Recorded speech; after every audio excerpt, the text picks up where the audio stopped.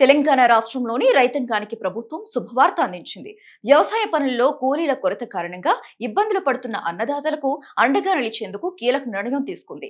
జనవరి నెల నుంచే వ్యవసాయ యాంత్రీకరణ పథకాన్ని పూర్తి స్థాయిలో అమలు చేసేందుకు ప్రణాళికలు సిద్ధం చేసింది. దీని ద్వారా రైతులకు ఆధునిక వ్యవసాయ పనిముట్లను రాయితీపై అందజేయనున్నారు.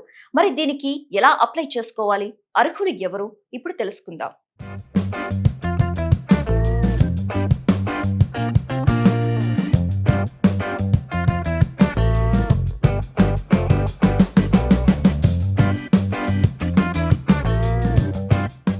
తెలంగాణ రాష్ట్రంలోని రైతాంగానికి సాగు పనుల్లో ఎదురవుతున్న కూలీల కొరతను అధిగమించేందుకు ప్రభుత్వం ఒక కీలక అడుగు వేస్తోంది.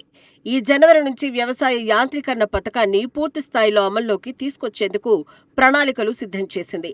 ఆధునిక యంత్రాల వినియోగం ద్వారా సాగు వ్యయాన్ని తగ్గించి రైతులకు ఆర్థికంగా వెసులుబాటు కల్పించడమే ఈ పథకం ప్రధాన ఉద్దేశం. ఈ పథకం కింద 2025-26 ఆర్థిక సంవత్సరానికి ప్రభుత్వం సుమారు 100 కోట్ల రూపాయలను కేటాయించింది. ఇందులో కేంద్రం వాటా 60% కాగా రాష్ట్ర ప్రభుత్వం 40% భరిస్తోంది. ఈ పథకం కింద ఎస్సీ, ఎస్టీ, మహిళా రైతులకు 50% రాయితీ లభిస్తుండగా ఇతర రైతులకు 40% రాయితీని ప్రభుత్వం కల్పిస్తోంది. ఇప్పటికే 131,000 మంది అర్హులైన రైతులను అధికారులు ఎంపిక చేశారు.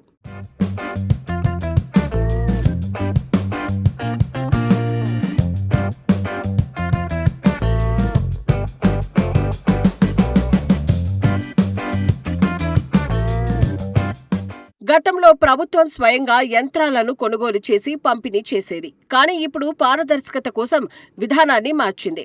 రైతులకు నచ్చిన కంపెనీ నుండి యంత్రాలను కొనుగోలు చేసుకునే వెసులుబాటును కల్పించింది. ఇందుకోసం 16 ప్రముఖ కంపెనీలను ఎంపిక చేసింది.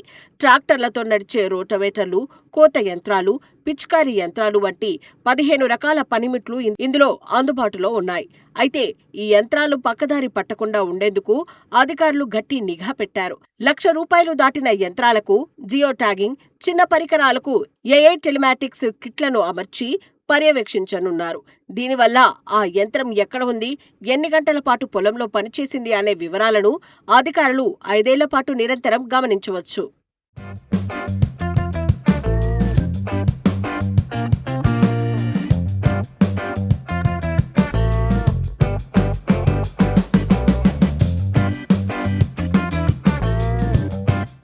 రాష్ట్ర వ్యాప్తంగా దాదాపు 5,50,000 మంది రైతులు ఈ పథకం కోసం దరఖాస్తు చేసుకోవడం విశేషం. రబీ సీజన్ ప్రారంభంలోనే ఈ యంత్రాలు అందుబాటులోకి వస్తే ఇతర రాష్ట్రాల నుంచి కూలీలను రప్పించాల్సిన అవసరం ఉండదని రైతులు భావిస్తున్నారు. దాదాపు 8 ఏళ్ల తర్వాత ఈ పథకం మళ్లీ ప్రారంభం కావడంతో రైతులు హర్షం వ్యక్తం చేస్తున్నారు. అయితే ఈ పథకానికి 5 ఎకరాల లోపు భూమి ఉన్న చిన్న సన్నకారు రైతులే ప్రధానంగా అర్హులు. ఇక లబ్ధిదారుల ఎంపిక కోసం మండల, జిల్లా స్థాయిలో ప్రత్యేక కమిటీలను ఏర్పాటు చేస్తున్నారు. రాజకీయ జోక్యం లేకుండా కేవలం అర్హత ఆధారంగానే ఎంపిక ప్రక్రియ జరుగుతుందని ప్రభుత్వం స్పష్టం చేసింది.